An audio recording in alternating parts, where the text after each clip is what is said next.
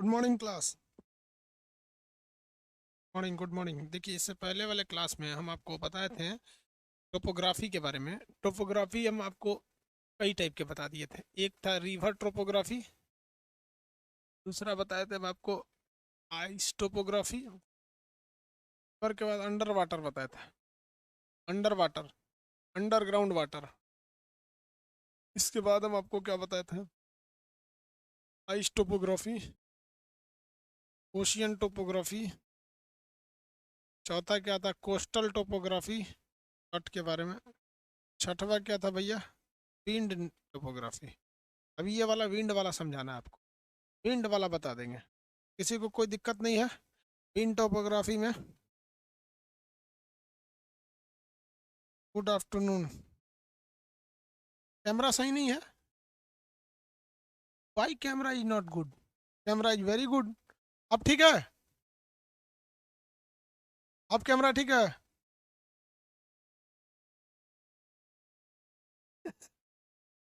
Camera तो ठीक है यार, थोड़ा बहुत टेढ़ा होगा। दिख तो रहा है। सब लोग आ गए? स्टार्ट करते हैं लोग। विंड टोपोग्राफी, पवन द्वारा निर्मित स्थलाकृति। देखिए, हवा कहाँ पे ज्यादा प्रभावशाली हो जाती है? तो मरुस्थल यानी डेजर्ट में। डेजर्ट में विंड बहुत ही भयानक चलने लगती है। विंड टोपोग्राफी बहुत भयानक चलने लगती है डेजर्ट के। इस डेजर्ट में यही बनते हैं साहब। अब हमारे यहाँ हवाएं क्यों ज्यादा नहीं चलती? क्योंकि हमारे यहाँ मार्ग में रुकावटें हैं, पेड़ पौधे हैं, बिल्डिंग है, घर है, बहुत सारी चीजें हैं। मरुस्थल में कुछ भी नहीं होता है, हवाएं बहुत ही तेज चलती हैं मरुस्थलीय क्षेत्र में। मरुस्थलीय क्षेत्र में हवाओं द्वारा स्थलाकृति बनती है। अब ये स्थलाकृति घर्षण से नहीं बनती है, ये अपघर्षण से बन जाती है। अपघर्षण क्या होता है? हवाएं जो होती हैं अपने साथ कंकड़ पत्थर लेके गई रहती हैं सर। बड़े बड़े कंकड़ पत्थर। क्या बोल रहे हैं सर? बार बार मुझे स्क्रीन पर नंबर क्यों दिख रहा है? दिखते रहेगा बाबू।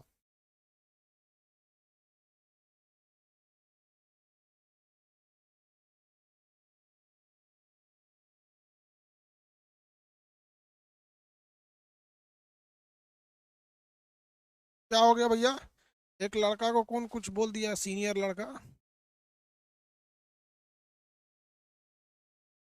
एडमिशन बंद है ज्योग्राफी का? हाँ बाबू।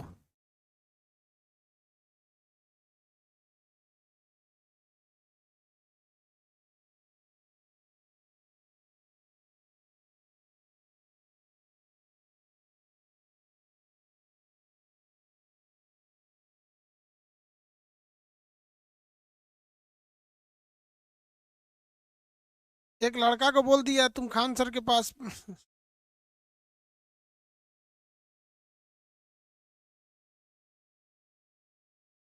चलिए भाई, एक लड़का कह रहा है कि सर हमारे गांव का एक सीनियर लड़का बोल दिया तुम पीसीएस नहीं निकाल पा रहा है, खान सर के पास पढ़े हो। उस सीनियर से पूछो कि सीनियर क्यों हो गए भैया? वो सीनियर अभी तक सीनियर ही क्यों रह गए? इसलिए आप वैसे लोगों से मत मिलिए जो खुद सफल नहीं हो सके हैं। जो सफल हुए हैं उनसे देखिए आखिर क्या थे। जो असफल है वो तो खुद ही कहीं ना कहीं गलती कर रहा है। आपको कौन सा रास्ता दिखाएगा? जिसे खुद तैरना नहीं आ सकता है, डूबी हुई कश्ती क्या कभी आपको किनारा ले जा सकती है? अनुभव बता सकती है, कभी किनारे पर नहीं ले जा सकती है। हटिए, अब आते हैं मेन टॉपिक पर। सर, बोल्ड पीडीएफ प्रोवाइड कर दीजिए। ठीक है बाबू। संडे के ये जो देखिए, दो तरह के पीडीएफ रहते हैं। एक आपको पढ़ने के लिए दे दिया गया है, जो जो हाथ से लिख के दिए हैं ये पढ़ने के लिए। इसका प्रिंट नहीं लेंगे लोग। प्रिंटेड पीडीएफ जैसे देते हैं वैसे सैटरडे संडे को लोड कर देंगे। प्रिंटेड पीडीएफ संडे के दिन उसको लोड कर देंगे। ये तो बस इसलिए दिए कि आप पढ़ते रहिए, रिवाइज करते रहिए इस पीडीएफ को देख के। प्रिंटेड पीडीएफ संडे को। प्रिंटेड पीडीएफ संडे को। ठीक है। चलिए, अपघर्षण क्या होता है? हवाएं जब अपने मार्ग में बड़े बड़े कंकड़ पत्थर लेके जाती हैं और किसी दूसरे जगह ले जाकर पटक देती हैं ना, तो उसे तोड़ देती हैं। इसको कहते हैं अपघर्षण। जैसे आपका कांच का दीवार है, कांच की खिड़की है, अगर आंधी उठता है तो आंधी में देखते हैं ना, बहुत सारे धूल कण जाते हैं, पत्थर के टुकड़े, लकड़ी के टुकड़े। कभी कभी आके आपके यहाँ पटक देंगे, फूट जाता है। आपके अगर एस्बेस्टस छवाए होंगे वो टूट जाता है। आंधी वगैरह में देखते हैं ना कि छत उत गिरा देता है आंधी में। किसी की कमजोर दीवार है, आंधी गिरा देता है। आंधी जो होती है हवाएं, वो मेनली अपघर्षण से ज्यादा काम करती है। अपघर्षण मतलब यहाँ से कुछ कंकड़ पत्थर उठाई और ले जाकर भड़ाम से पटक दिए यहाँ पर। अब मान के चलिए आंधी उठा और यहाँ से कंकड़ पत्थर उठाया और ले जाकर फेंक दिया कहाँ पर, आपके खोपड़िए पे। खोपड़िया पे फेंक देगा तो दिक्कत हो जाएगा, खोपड़िया टूट जाएगा आपका। तो खोपड़िया को बचने के लिए हम लोग क्या करते हैं, ये इस घटना को क्या कहते हैं, अपघर्षण कहते हैं। इस घटना को क्या कहा जाता है, अपघर्षण कहा जाता है। एक सेकंड, हमरो उल्टा है क्या जी? नहीं जी, सीधा है, बोला उल्टा हो गया। तो हवाएं मेनली किसके द्वारा करती हैं, अपघर्षण द्वारा काम करती हैं। हवाओं में सन्नी घर्षण भी होता है, मतलब धूल कण जो जाते हैं ना तो आपस में भी टकराते रहते हैं सर, आपस में भी टकरा के टूट फूट होते रहते हैं। तो इससे कई टाइप की टोपोग्राफी यानी स्थल के स्वरूप बनते हैं, लैंडफॉर्म का निर्माण होता है, जिसके बारे में हम लोग अब पढ़ना चालू करते हैं। स्टार्ट किया जाए।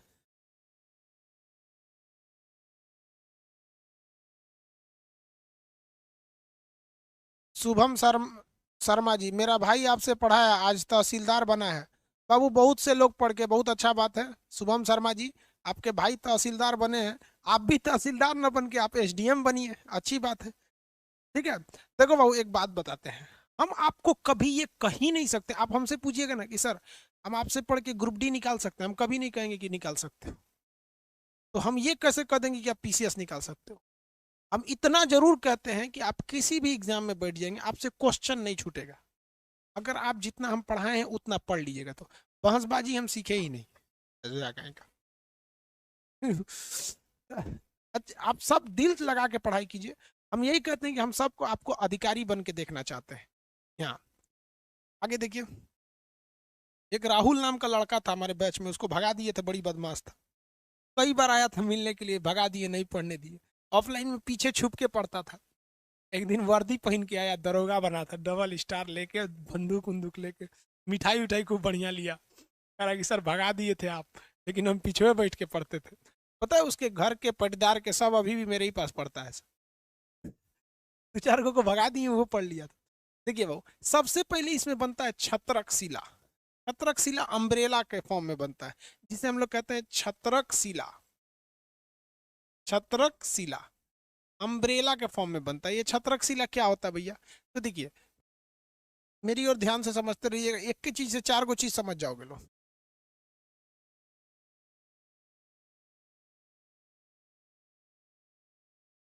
सर आपका बुक अमेजोन पे 400 में मिल रहा है, जो अमेजोन वाला खूब कमा रहा है। 80 रुपया की किताबें है, 80 85 की किताब है वो।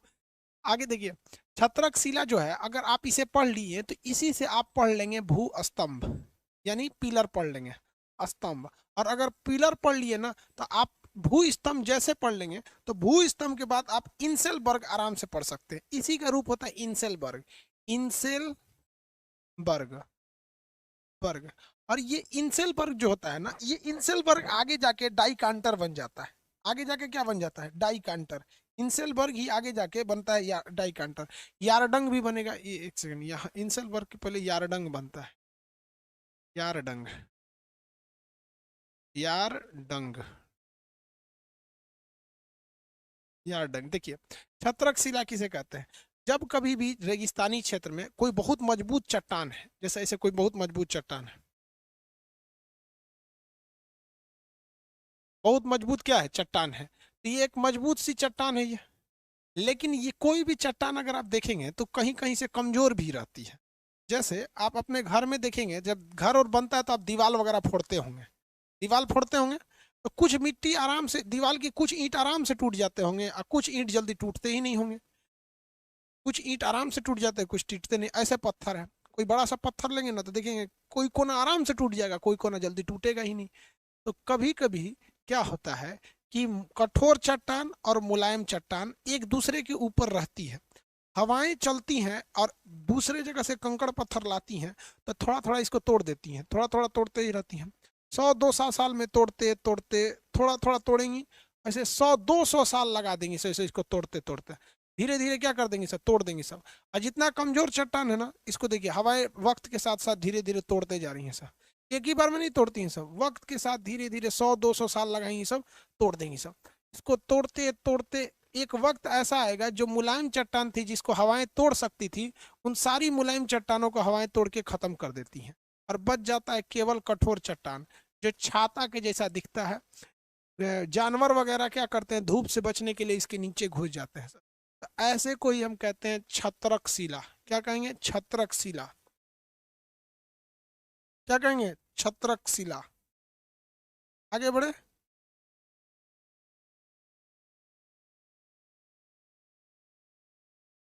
कौन सा शिला है भैया ये है आपका छत्रक शिला।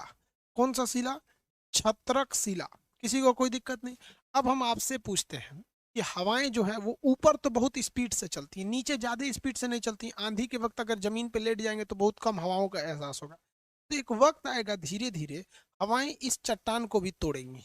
हवाएं इस चट्टान को भी तोड़ेंगी। इस चट्टान को, इसको इसको भी धीरे धीरे क्या कर देती हैं, इसे तोड़ देती हैं।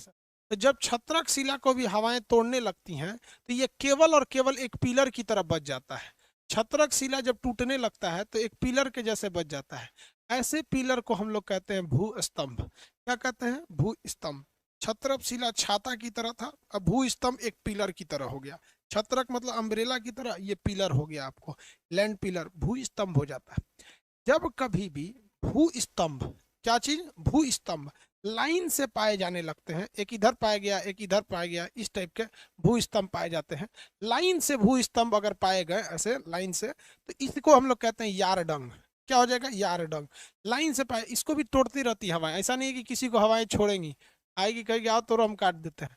तो जब लाइन से इस तरह से पाए जाने लगेंगे ना तो इसे क्या कहते हैं, यारडंग कहते हैं। यारडंग कहते हैं।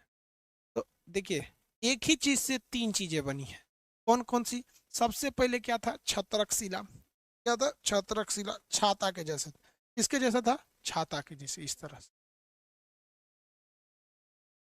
छत्रक शिला कैसे होता है, छाता के, अरे सोच रहा हम गोरे लगने लगे जी अब तो। देखो तो, थोड़ा सा गोरे लगने लगे कि नहीं लग गए। सोच रहा ब्याह में यही वाला फोटो भेजने लायक था। हम गोरे लग रहे हैं कि नहीं पहले से। देखो, ये क्या है, छत्रक शिला। उड़ा ले जाएगी छाता से पूरा का पूरा, तब छाता से अगर पूरा का पूरा उड़ा ले गया तो कौन सा हो जाएगा वो, यार छत्रक शिला से उठा भू स्तंभ हो गया। कौन सा हो जाएगा, भू स्तंभ। खाली ये लकड़ियां छोड़ देगा तो क्या होगा, भू स्तंभ। अगर ये छाता बंद कर दे, देखो भैया, छाता का ऊपर वाला अगर तोड़ लिया तो ये छाता हो जाएगा बंद। अभी ये क्या हो गया, भू स्तंभ। अभी क्या हो गया, भू स्तंभ। लाइन से चार पांच को छाता खड़ा कर देंगे तो क्या हो जाएगा, यार डंग। अभी बताओ तो ये क्या है, क्या ये, छत्रक शिला। क्या है, छत्रक शिला। आगे बढ़े, बंद छाता, भू स्तंभ। कई गो छाता, यार डंग। कई ठो छाता, यार डंग। आगे बढ़े, ये तीनों चीज याद होंगे सब।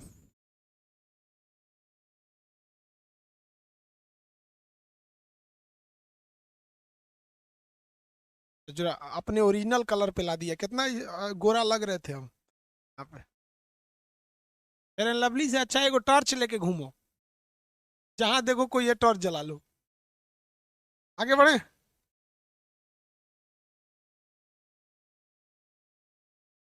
अंग्रेज लग रहे थे। देखो भाई, किसी को कोई दिक्कत है, हम दूसरा फिगर बनाते हैं। आप बताइए ये क्या है, आंसर दीजिए तो ये क्या है, ये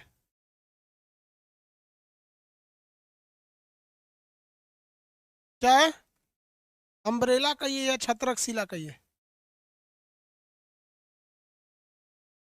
सीबीएसई वाला तो अपने भभकत रहता है उसो, काजू किशमिश खा के बड़ा हुआ रहता है सो। ये क्या है, भू स्तंभ।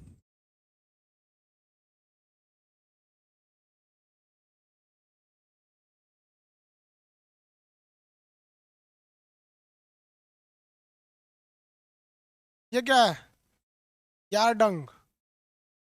छत्रक शिला, भू स्तंभ, यारडंग। देखिए, यार जो होता है, अकेले लड़का खड़ा रहेगा तो यार थोड़ी है। तीन चार आदमी रहते हैं तो यारी दोस्ती शुरू हो जाती है, तो तीन चार गो रहेगा तो यार डंग। तीन चार ठो रहेगा तो यार डंग। ई छाता की तरह है तो अम्ब्रेला यार, यार डंग इंग्लिश हिंदी दोनों में कहते हैं भैया, यार डंग। समझ में आ रहा है कि नहीं आ रहा, किसी को दिक्कत। आगे बढ़ जाए, नहीं बढ़े जी आगे। चलिए, यार डंग तो समझ में आ गया आप लोग को, छत्रक शिला भी समझ में आ गया। अब ये एक बात बताइए, क्या इसके बीच में खाली जगह था? नहीं, ये चट्टान थे इसके बीच में, ध्यान से समझिएगा। ये क्वेश्चन कैसे कहेगा, इसके बीच में क्या थे? सब चट्टान थे सब, ये खाली जगह था ही नहीं, इसके बीच में चट्टान थे। लेकिन वो चट्टान गायब हो गए, क्योंकि वो चट्टान क्या थे? नरम चट्टान थे। चट्टान क्या थे? नरम चट्टान थे। तो जब कठोर नरम, कठोर नरम, नरम समझते हैं मुलायम, कठोर मुलायम, कठोर मुलायम, कठोर मुलायम। देखो पीसीएस में कैसे पूछेगा, कहेगा कि जब कभी कठोर तथा मुलायम चट्टान अगल बगल में खड़े रहते हैं तो अपर्दन के फलस्वरूप यानी इरोजन के बाद क्या बनता है। तो चलिए भैया हम लोग इरोजन करते हैं। कठोर को तो तोड़ नहीं पाएगी हवाएं, किसको उड़ाएगी? मुलायम को। चलिए भैया मुलायम जी उड़ जाइए, आप भी मुलायम थे, आप भी खत्म हो जाइए, ठीक है। ये भी मुलायम था, ये भी था, हवाएं इनको क्या कर दी हैं? उड़ा दी हैं। तुरंत तो उड़ाएगी नहीं, 100-200 साल में उड़ा देती हैं हवाएं, उड़ा दी, क्या बन गया भैया?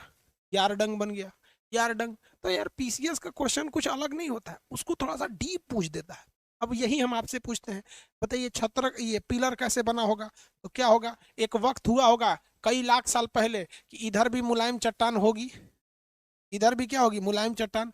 तो जब कभी भी कठोर चट्टान के दोनों ओर मुलायम चट्टान पाई जाती है, जब कभी कठोर चट्टान के दोनों ओर मुलायम चट्टान पाई जाती है, तो हवाएं क्या करेंगी? अपघर्षण करेंगी, हवाएं उधियाएंगी रेगिस्तान में, मरुस्थल में, उसमें कंकड़ पत्थर रहते हैं, खट खट इसको मारेंगी, थोड़ा सा उड़ाएगी, थोड़ा सा उड़ाएगी। ऐसे 2-4 हजार साल भी लगा सकती है। ज्योग्राफी में साल का मतलब कुछ नहीं होता है भाई, हिस्ट्री में साल की अहमियत होती है, ज्योग्राफी में 2-3 लाख साल ऐसे हो जाएगा, 200-250, अब डिपेंड करता है, धीरे धीरे धीरे धीरे साइड साइड से काट देगी, ये साइड साइड से क्या कर देगी? काट देगी। साइड से काटने के बाद जो बचेगा, क्या बच जाएगा आपका? पिलर। क्या बच गया? पिलर। हो गया, काम खत्म। अब ये छत्रक शिला कैसे था कि जब ऊपर में कठोर, नीचे में मुलायम, तो नीचे का बकोट के लेके चल गई, नीचे का बकोट के लेके चल गया, हो गया, काम खत्म, हो गया। आगे बढ़े, यार डंग में किसी को कोई दिक्कत नहीं?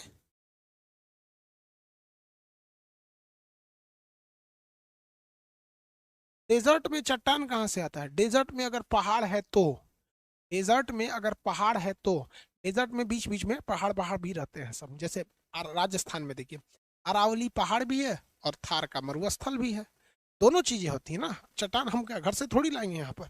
अब एक बात देखिए, दो कंडीशन यहाँ हो सकते हैं यार डंग से। यार डंग भी हवाएं इन्हें छोड़ेंगी थोड़ी ना यार, यार डंग को भी, इनको भी बर्बाद करेंगी, और हवाएं इन्हें भी बर्बाद करेंगी। जो ये यार डंग जो आपको दिख रहे हैं, ये यार डंग भी बहुत ज्यादा के मेहमान नहीं है। भले आपको ये यार डंग दिख रहे हैं, ये यार डंग ऐसे हैं,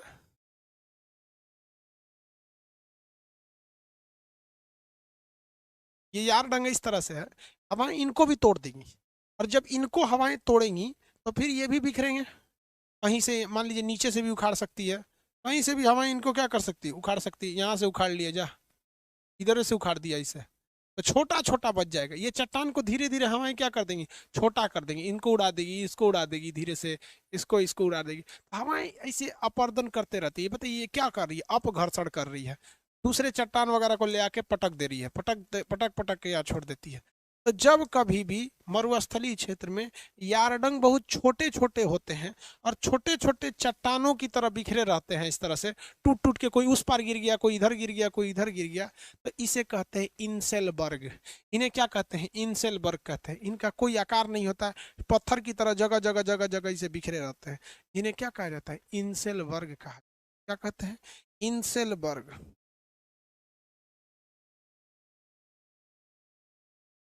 सर इससे संबंधित फोटो भी दिखा दीजिए। हाँ दिखा देंगे बाबू, फोटो दिखा देंगे, पहले एक बार समझा दे, क्योंकि फोटो और दोनों एक साथ करेंगे तो दिक्कत हो जाएगा। पहले एक बार थ्योरी समझा देते हैं, फिर फोटो दिखा देगा आपके समझा देंगे, आप टेंशन नहीं लीजिए उसको। यार ये हो गया आपका कौन सा? इंसेलबर्ग। क्या ये इंसेलबर्ग है? ये किसका रूप है? आप अगर ध्यान से देखेंगे इंसेलबर्ग, ये किसका टुकड़ा हुआ है? यारडंग का टुकड़ा है इंसेलबर्ग, यारडंग का टुकड़ा है। यारडंग को तोड़ेंगे तो ये क्या बन गया? भूस्तंभ। भूस्तंभ वो क्या है? छत्रक शिला, भूस्तंभ, यारडंग, इंसेलबर्ग। क्या है? इंसेलबर्ग। कैसा है? इंसेलबर्ग। अब एक बात बताइए, ऐसा भी तो हो सकता है कि हवाएं अभी इनको छोड़ देंगी क्या? इनको तो छोड़ेगी नहीं, इसको भी कुछ इधर से काटेंगी, इधर से काटेंगी, इधर से काटेंगी, तो हवाएं जब काट के एक बड़ा सा चट्टान खड़ा कर देती हैं सब, जिसको हम लोग कहते हैं डाई कांटर। इसे क्या कहते हैं? डाई कांटर। देखिए आप कहेंगे कि सर बड़ा कैसे हो गया? यार हम एक ही फोटो को लिए हैं, पूरा नहीं लिए हैं, एक ही फोटो लिए हैं इसी को यहाँ पर, ताकि जूम करके दिखा दिए हैं। इसके क्या कहते हैं हम लोग? डाई कांटर कहते हैं।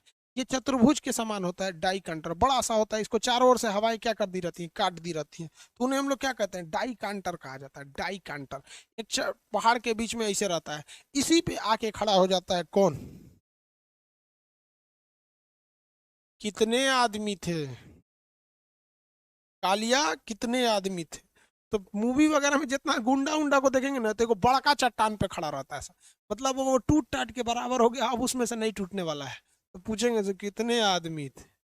सरदार 100, जितने भी रहेंगे। क्या बन गया भैया? डाई कांटर। क्या बन गया वो? डाई कांटर। देखिए ये बड़ा नहीं होता है, इसी को हम जूम करके दिखाए हैं, वो चारों ओर से। तो कहेगा कि जब किसी चट्टान को चारों ओर से अपर्दित करके चतुर्भुज यानी क्वाड्रिलेटरल का शेप दे दिया जाता है, लगभग क्वाड्रिलेटरल का, तो उसे क्या कहते हैं? डाई कांटर। लेकिन जब मरुस्थल में जगह जगह पे चट्टान बिखरे हुए रहते हैं, तो उन्हें क्या कहते हैं? इंसेलबर्ग कहते हैं, इंसेलबर्ग कहते हैं। जब भू स्तंभ यारी दोस्ती निभाने के लिए ग्रुप में खड़े रहते हैं, तो यारडंग कहते हैं। अकेले रहते हैं तो उन्हें हम भू स्तंभ कहते हैं, अकेले रहते हैं तो उन्हें हम भू स्तंभ कहते हैं। और अगर छाता के समान है तो छत्रक शिला कहते हैं।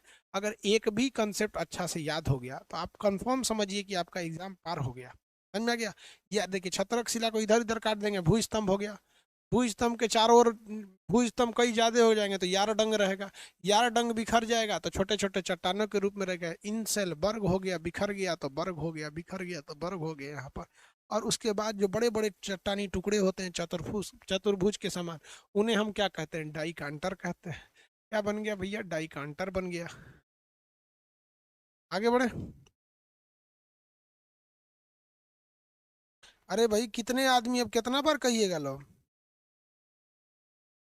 भाई? अब आपको कितनी बार बोले संडे को पीडीएफ दे देंगे? एक ही चीज को कितनी बार बोला जाता है भैया? आप कितनी बार बोल रहे हैं?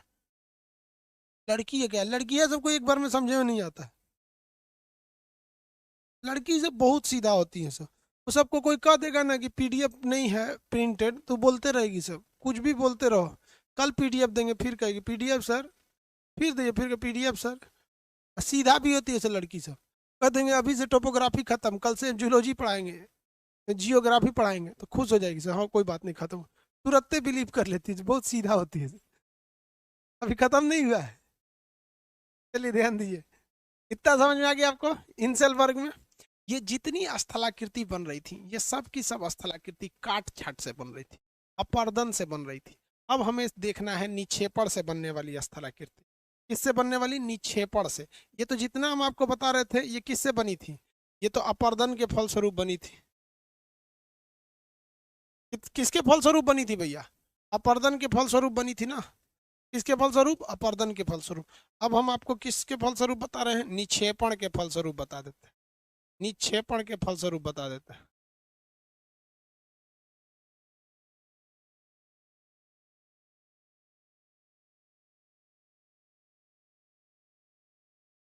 निक्षेपण के फलस्वरूप बनने वाली स्थलाकृति। कैसे निक्षेपण के फलस्वरूप स्थलाकृति बनती है? देखिए जब कभी भी मरुस्थलीय क्षेत्र में, अंकित कुमार पीडीएफ, ये देखो यो लड़की है, पिछले जन्म में लड़की है था, फिर बोल रहा है पीडीएफ के लिए। देखिए मरुस्थलीय क्षेत्र में कभी कभी बालू का बहुत सारे सैंड्यूम बन जाते हैं सब। क्या बन जाते हैं सब? सैंड्यूम और बरखान, ये दो चीजें बनते हैं सब। देखिए ध्यान से, यहाँ बता देते हैं। जब कभी भी बालू इस तरह से जमा हो जाता है, तो इसे हम लोग कहते हैं बरखान। अरे भाई मीट क्या है रहा है? इसे हम लोग क्या कहते हैं? बरखान। इस तरह से बालू जमा हो जाता है तो उसे क्या कहते हैं? बरखान। बालू का टीला होता है, बालू का टीला इस तरह से, इसे कहते हैं बरखान। ये कैसे होता है? तो यहाँ कोई ना कोई एक ठो पहाड़ का टुकड़ा या फिर यहाँ कोई चट्टान रहता है, रॉक्स वगैरह रहते हैं, जिसके इस साइड में बालू जमा हो जाता है। तो इसे हम लोग क्या कहते हैं? इस साइड में इसे कहते हैं बरखान। ये क्या हो गया? बरखान। ये बरखान हो गया, बरखान। लेकिन जब बालू का लोड इधर पड़ेगा पड़ेगा पड़ेगा तो इसको ये उलाट देगा नीचे, तो ये बरखान का जो शेप है ये इस तरह से हो जाएगा, इस शेप में हो जाएगा बरखान। तो इसे हम सैंडियम या बालू का स्तूप कहते हैं, सैंडियम या बालू का स्तूप कहते हैं। समझा गया? ये बालू का स्तूप हो गया, सैंडियम हो गया। पहले क्या था? बरखान। अभी क्या हो गया? सैंडियम हो गया। अभी सैंडियम हो गया। तो ये हो गया बालू का स्तूप। स्तूप मतलब समझते हैं? बौद्ध धर्म का स्तूप, उल्टा कटोरा। और ये क्या है? बरखान है, बरखान है। जब कभी किसी चट्टान के सहारे बालू एक जगह इकट्ठा हो जाता है तो उसे हम क्या कहते हैं? बरखान कहते हैं। क्या कहेंगे? बरखान कहेंगे।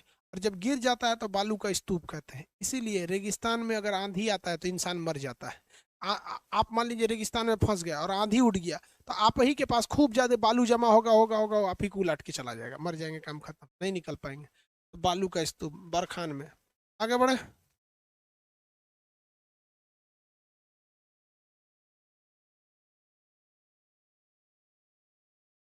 लखीराम भंडारी कह रहे हैं सर कोरोना मेरे लिए वरदान साबित हो गया। ऑनलाइन जितने लोग थे लोग सबके लिए कोरोना अच्छा हुआ है। रीजन क्या है कि ऑनलाइन में फालतू लोग टिक ही नहीं सकते, कंपटीशन ऑनलाइन में बहुत ज़्यादा है। चलिए बरखान हो गया। अब एक बात बताएंगे, हम आपसे पूछते हैं, आप बताइए क्या हवाएं इनको यहाँ अस्थिर रहने देगी? ऐसा पॉसिबल है कि यहाँ इनको हवाएं रहने देंगी? ये सीमेंट के तो है नहीं, हवाएं चलेंगी फिर इनको उड़ा के ले जाएगी। क्या पॉसिबल है यहाँ हवाएं हमेशा के लिए रहने देंगे? रहने ही नहीं देंगी हवाएं, इन्हें उड़ा के जरूर ले जाएंगी यहाँ से। उड़ा के इनको बालू के स्तूप हो गए या बरखान हो गए, यहाँ से भी उड़ा के ले जाएगी, यहाँ से भी उड़ा के ले जाएगी, कहीं ना कहीं तो इनको उड़ा के लेके जाएगी ही, नहीं ले जाएगी? आप बताइए। नहीं ले जाएगी? अरे नहीं ले जाएगी। No sir. अरे घोंचू काहे नहीं हवा उड़ा के लेके जाएगी इसको? अभी हवा चलेगा तो उड़ा के लेके चल जाएगी। देखो हम हवा चला रहे हैं, देखो हवा चल गया, हवा चल रहा है, सब हवा चल रहा है यहाँ, सब उड़ा के लेके चल गई यहाँ। दिख रहा है? ऐसे हवा चलेगा तो इसमें से सब उड़ा उड़ा के लेके चली जाएगी, सब उड़ा के लेके चला गया, ऐसे सब पूरा उड़ा ले गया, प्लंट में उड़ा ले गया। चल इधर आ, राजस्थान में उड़ा ले गया यहाँ। खड़ा रहो यहाँ पे। हवा जैसे जैसे चलेगा यहाँ से क्या करेगा? उड़ा के लेके जाएगा। उड़ा के लेके जा रहा है कि नहीं जा रहा है? दिख रहा है? उड़ा ले गया। हाँ, हवा चला चला के दिखाना पड़ रहा है बकलोलन सबको, ऐसे समझे में नहीं आता है। प्यार से बोलो तो समझता ही नहीं सब, इनको आधी उड़ाओ यहाँ पे, ऐसे आधी। तो जब हवा चलेगी यहाँ से, जब ये उड़ेगा तो ये कहीं ना कहीं जाके ऐसे गिर जाएगा, कहीं ना कहीं ऐसे जाके गिर जाएगा। तो जब ये जहां जाके गिरता है तो चादर की जैसे बिछ जाता है, और लगता है जैसे समुद्र की लहरें हैं सब वहाँ पे। आप रेगिस्तान में देखते होंगे हीरो हीरोइन की फिल्म उलिम की शूटिंग होती होगी, तो आप बालू ऐसे ऐसे लगता होगा टीना का करकट बिछा हुआ है। देखते हैं रेगिस्तान में बराबर नहीं रहता है, ऐसे इस टाइप का लहरदार रहता है, ऐसे लहरदार रहेगा, बालू जाके बिछ जाता है, लहरदार। चल ले चले तुझको बालू की दुनिया में, हुए चल जो ससुरा। समझ आ गया कि नहीं आ गया? गाना बनाता है सोचे से, लड़की सबको बेवकूफ बना देता है। तारों की दुनिया में ले जाइए, ले जा। तारों की दुनिया में लड़कियां खुश हो जाती है सर। हाँ, अब तारों की दुनिया में ले जाएंगे, ले आके गांव में बैठा देता है, ले बर्तन मार यहाँ पे, कटिया बाबू जब बैठ, तारों की दुनिया में आई है। अगला क्वेश्चन देखें, ये हो गया। इसको क्या कहेंगे? ये तो मैदान बन गया, ये क्या बन गया? मैदान बन गया। लेकिन इस मैदान में खेती उती नहीं हो पाएगा, इसे कहते हैं लोयस का मैदान। कौन सा मैदान? लोयस का मैदान। कौन सा मैदान है? लोयस का मैदान बन। लोयस का मैदान में खेती होगा? नहीं होगा, यहाँ पे खेती उती कुछ नहीं हो पाता है लोयस के मैदान में, मरुस्थल होते हैं सब यहाँ पे। लोयस का मैदान। आगे बढ़े। मेरा हाथ खजुआ रहा है जी, अच्छा है कि खराब माना जाता है इसको?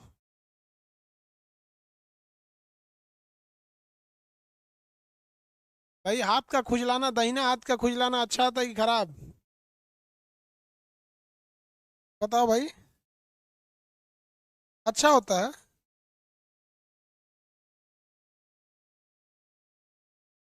सब कह रहा है अच्छा होता है।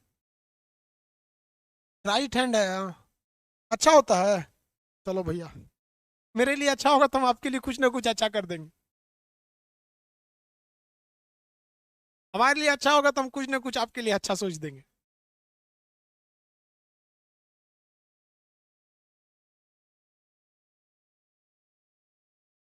किचाइन होगा?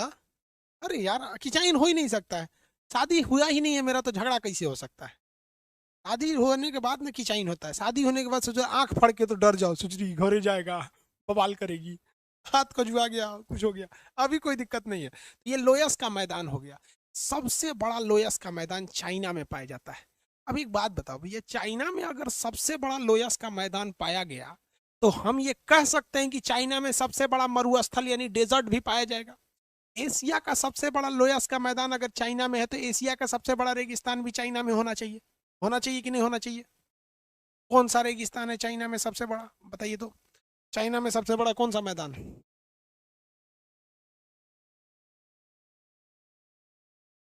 टकला मकान?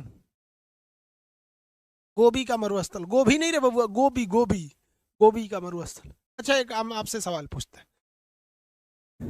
अभी देखिए तो, अभी ऐसे लटके हैं तो इसे क्या कहेंगे? बालसन या बरखान? ऐसे लटके हैं तो बरसा बरखान। और ढह गए तो, ऐसे ढह गए तो बालू का स्तूप। और उठा ले गया, न ले जाके बिछा दिया तो क्या कहते हैं? लोयस का मैदान। बिछा दिए तो क्या कहेंगे? लोयस का मैदान। कौन सा मैदान? लोयस का मैदान। लोयस का मैदान। ये तीन चीज समझ में आ गया? तीन चीज समझ में आ गया ना? चलिए, ये सब तो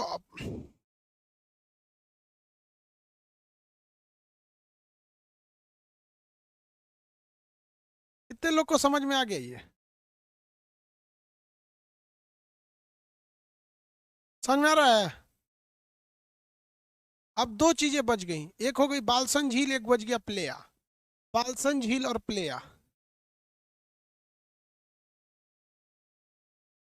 बालसन झील और हाँ, गोभी का मरुस्थल ठीक है। टकला मकान भी है बट वो छोटा है। ठीक है, झपड़िया दीजिए। किसको कह रहा है झपड़ियाने को भाई? सहारा, हाँ। सहारा में भी है बहू, लेकिन पूरा बिछा के लेके चल जाती है।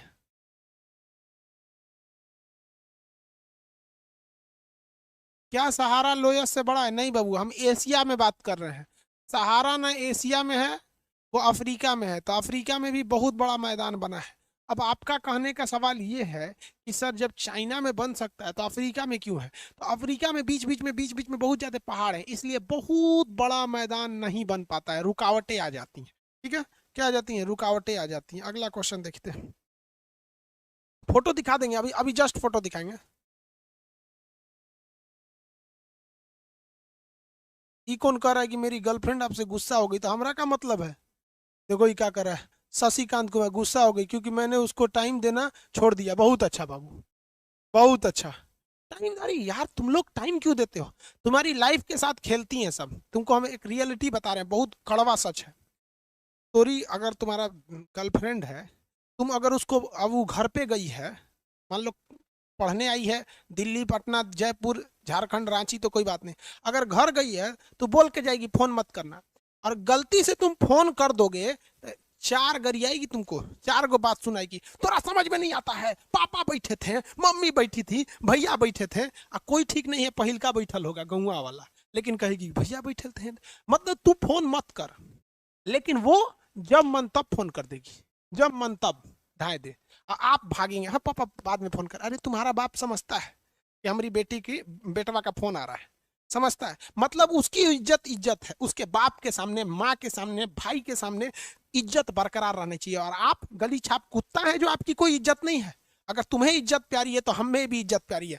हम हिंदुस्तानी हैं, हमारी मान सम्मान के बाद ही कुछ चीज आता है।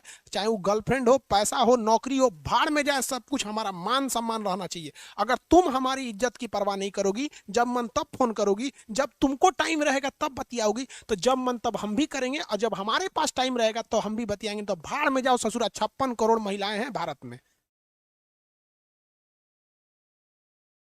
पढ़ाई उड़ाई बर्बाद कर देता है। नथिंग, कुछ नहीं कर सकते हैं आप प्यार मोहब्बत में आके। बायोलॉजी में पढ़ा है यार, इस सब से एकदम दूर हट जाओ एकदम। समझ में आया कि नहीं आ गया? हम लोग जब पढ़ते थे ना, ग्रेजुएशन में पढ़ते थे, तो जो गर्लफ्रेंड बॉयफ्रेंड थी ना, तो लड़कियां अपने बॉयफ्रेंड सबको कहती थी से उसके पास मत जाना, अनवा के पास मत जाना, भड़का देगा तुमको।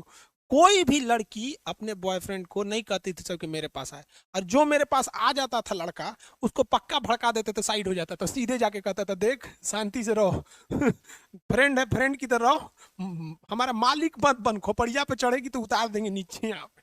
तो जिस लड़कियों में एक बहुत बड़ा हेडेक रहता था, कोई सहेली जाके बताती ए तुम्हारा बॉयफ्रेंड ना वो खान के साथ मोटरसाइकिल पे घूम रहा था, कहती अरे बाप रे गया साला गया, वो भड़का देगा कहीं का। चलो ध्यान देखो यहाँ, आगे देखते हम लोग। अब रेगिस्तान में ना राजस्थान वाले जितने लोग हैं, आना सागर आप लोग को दिखे होंगे, अजमेर में एक बहुत बड़ा झील है आना सागर, वो झील वो बालसन झील है। कौन सा झील है? बालसन झील।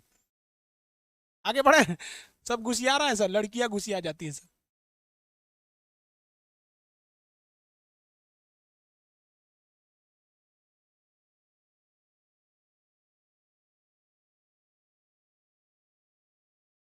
ज्वालामुखी से ही बनती है, समझा क्या? चलो ज्यादा टाइम मत दिया करो लोग उधर, ज्यादा टाइम मांगे तो सीधे हमरे पे फेंक दो, कह दो खान सर मना किए हैं। हमरा से आएंगी क्या लड़ने के लिए? 2 दिन में शांति कर देंगे, हमारा धो देंगे हम बढ़िया से। चलो देखो, हम आपको आना सागर झील दिखा देते हैं, वो आपको बेहतरीन ढंग से आपको बालसन झील समझ में आ जाएगा, क्योंकि वो हमसे फिगर बन नहीं पाएगा, आप खुद देखेंगे तो नहीं बन पाएगा आपसे। आना सागर,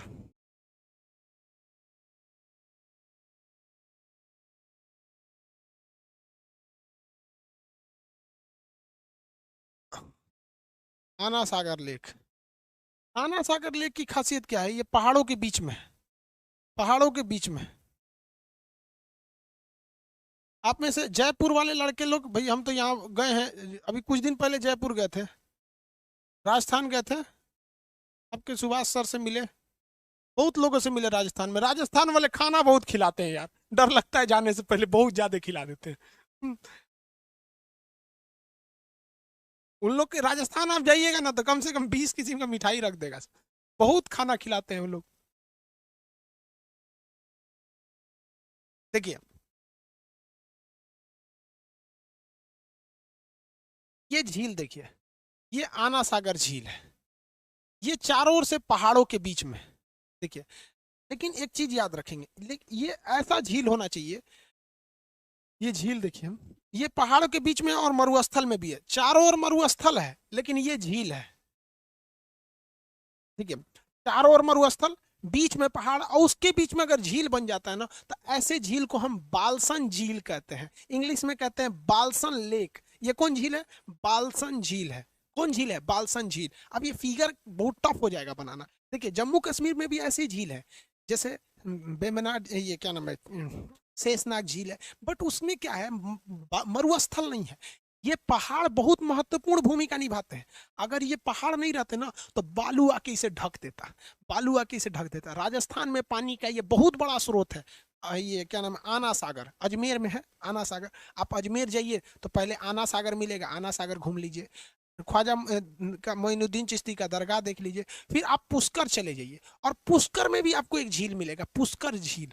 वो मतलब आना सागर से वो थोड़ा सा छोटा है, मतलब वो चारों ओर से सीढ़ी वगैरह है वहां पर। और पुष्कर एकमात्र ऐसा जगह है जहाँ ब्रह्मा जी की मूर्ति है। पुष्कर, अभी हम लोग गए थे, लोग हाल ही में पुष्कर वगैरह सब घूम घाम के आए लोग, कुछ दिन पहले गए थे, अक्टूबर में। आगे बढ़े,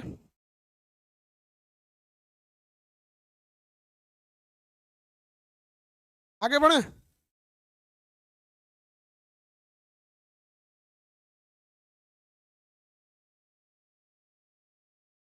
हिस्ट्री की बैच शुरू कर दें? बाबू हिस्ट्री बैच शुरू कर देंगे तो तुम लोग मतलब क्या बोले, हिस्ट्री बहुत मन से पढ़ाते हैं हम, एकदम लगता है कि नहीं अनारकली सामने नाच रही है हिस्ट्री वगैरह शुरू करेंगे यार, सब्जेक्ट को जिंदा करके पढ़ो, एकदम लगे कि नहीं उसको फील कर रहे हो, पढ़ नहीं रहे हो, लग रहा है फील कर रहे हो। ये झील कौन सा है? बालसन झील। कौन सा झील? बालसन झील। लेकिन दुनिया में ऐसा कोई चीज नहीं है जिसका अंत नहीं है, कभी ना कभी इसका पानी सूख जाएगा, और बहुत सारे झील हैं जिनका पानी सूख गया है, कभी ना कभी तो इनका पानी सूखेगा। जैसे और कोई आना सागर लेक ड्रोन व्यू देख लेते हैं। ऊपर से हम इसको देख लेते हैं, आना सागर झील को। भैया ऊपर वाला लेक दिखा दो ना। नहीं दिखा रहा है। वहाँ मछलियों को दाना वगैरह बहुत खिलाया जाता है। सांभर झील भी है राजस्थान में, एक बड़ा सा झील है।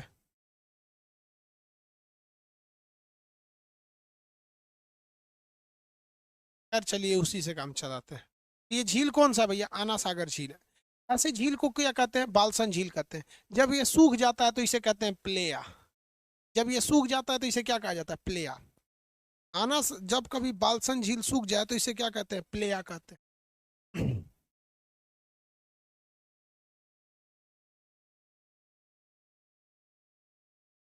आगे बढ़े।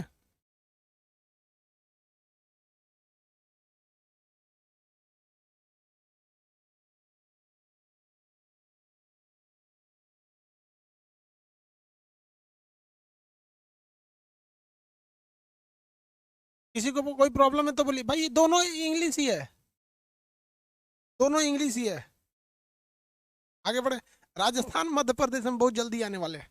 मध्य प्रदेश में इंदौर और भोपाल में मेरा एक दोस्त रहता है, तो उसकी शादी होने वाली है भोपाल में। जरूर आएंगे भोपाल वगैरह, बताएंगे आप लोग को। इंदौर, भोपाल, जयपुर हम आने वाले हैं। कोरोना थोड़ा सा बढ़ गया है, वरना हम दिसंबर में आने वाले थे। अब थोड़ा सा कोरोना है तो इसलिए नहीं, लेकिन आएंगे जरूर। सारे लड़कों को, राजस्थान वालों को भी बुलाएंगे। आप लोग जरूर आएंगे भाई, मिलने वाले। राजस्थान वालों को मना करते भैया, तू लोग बहुत खाना खिलाता है यार, डर लगता है।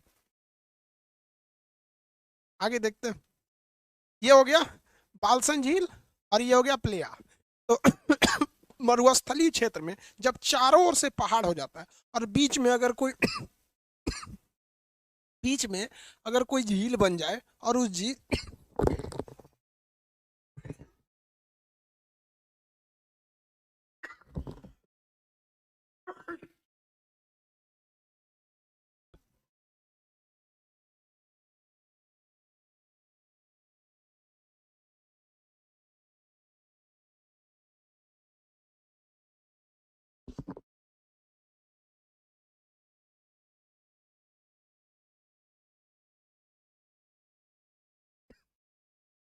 इस झील को क्या कहते हैं? बालसन झील कहते हैं। जब ये सूख जाता है तो इसे क्या कहते हैं? या कहा जाता है। अब इतना समझ में आ गया आप लोग को? एक बार दोबारा देख लेते हैं ना। देखिए, जब कभी कठोर चट्टान के नीचे मुलायम चट्टान पाई जाती है, तो हवाएं मुलायम चट्टान को अब घर्षण से उड़ा देती हैं। इसे छत्रक शिला कहते हैं। जब किसी चट्टान के दोनों ओर मुलायम चट्टान रहेगी, तो मुलायम चट्टान को हवाएं क्या करती हैं? उड़ा उड़ा देती हैं। इसी भयान के दोनों ओर क्या थी? मुलायम चट्टान। तो मुलायम को उड़ा दिया, ये अकेले बच गया भू स्तंभ। यहाँ देखिए, इसमें क्या था? कठोर मुलायम, कठोर मुलायम, कठोर, मतलब hard soft, hard soft, hard soft rock rock थे सब। तो हवाएं अब घर्षण से सॉफ्ट को उड़ा दी, एक साथ रहने लगे तो यारडंग। यारडम जब टूट के बिखर जाता है, छोटे छोटे टीलों की जैसे दिखता है, तो उसे हम लोग क्या कहते हैं? इंसलबर्ग। इंसलबर्ग। इंसलबर्ग को खूब काट छाट के एकदम चतुर्भुज की तरह बना देती है, तो उसे डाई कांटर कहा जाता है। उसे क्या कहा जाता है? डाई कांटर।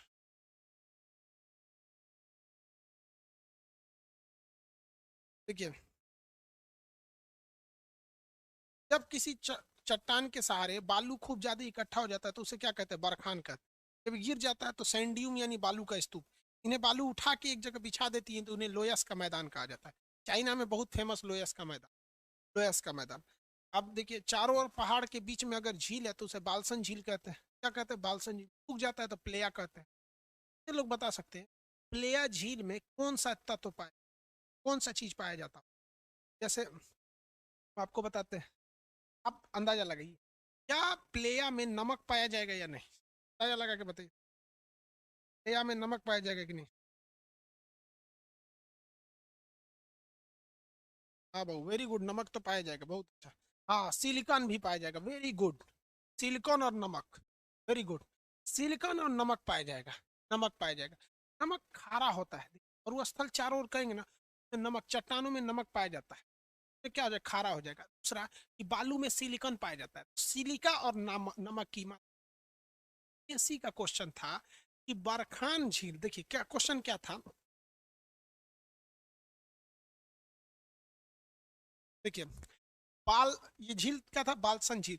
तो बालसन झील के निर्जलीकरण के फलस्वरूप, निर्जलीकरण मतलब पानी खत्म हो गया, बालसन झील के निर्जलीकरण के फलस्वरूप कौन कौन से पदार्थ मिलते हैं, कौन कौन सा चीज मिलता है, तो उसमें एक दो सेलेक्ट करना था। सिलिकॉन था, नमक था, कैल्शियम था। तो भैया कैल्शियम भी मिलेगा, चट्टान में क्या पाया जाता है, कैल्शियम पाया जाता है, बालू में क्या पाया जाता है, सिलिकॉन पाया जाता है, और क्या पाया जाता है, नमक। तो कैल्शियम था, सिलिकॉन था, नमक था और आयरन था। तो आयरन नहीं पाया जाता है, आयरन नहीं पाए जाएंगे। तो एक दो ऐसे सेलेक्ट करने वाले थे, ये भी सही, ये भी सही।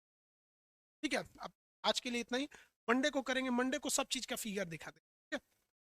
मंडे को हम आपको, संडे को दिन आपको वो वाला प्रिंटेड पीडीएफ भी दे देंगे।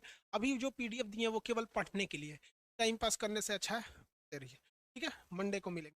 और जो बुक था यार, आप लोग तो पूरा बुक ही खत्म हो, अब नेक्स्ट छपवा रहे हैं, जो था लगभग लगभग निकल चुका। अब आप लोग एक बार और पता कर लेंगे, जिसके पास बचा होगा दुकान, तो आपको मंडे के क्लास में मिलेगा। ऑनलाइन भी बुक अवेलेबल है, थोड़ा सा महंगा है।